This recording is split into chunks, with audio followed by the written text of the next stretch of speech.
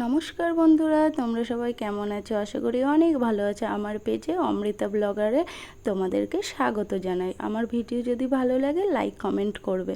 তালের বড়া করে নিয়েছিলাম কালকে রাতে, ওটা দিয়েই শুরু করলাম। তারপরে সকালে উঠেই কাজকর্ম সেরে, আজকে তো স্কুল নেই, জামা কাপড়গুলো মাখিয়ে নিয়েছি, ওগুলো কেচে নেবো। বাসন মাজাও হয়ে গেছে, স্নান সেরে এবার চলে গেলাম রান্নায়। দেখো আজকেও নিরামিষ, আজকে শনিবার।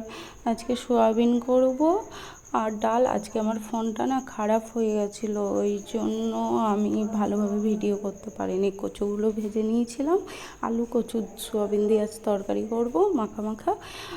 আর সোয়াবিন আলুটা সেদ্ধ করে নিয়েছিলাম, ওইগুলো এবার দিয়ে ভালো করে কষিয়ে নিচ্ছি। এবার হালকা কষা কষাই থাকবে, জল হালকাই দেবো। জল দিয়ে ওটা ফুটতে দিচ্ছি। ফোনটা জানি না আজকে কী হলো, কয়েকটা ভিডিও করার পরে অটোমেটিক আর ভিডিওই হচ্ছে না। আমার মনটা খুব খারাপ হয়ে গেছিলো, ওই একটু একটু যা করতে পেরেছি ওইগুলোই রয়ে গেছে।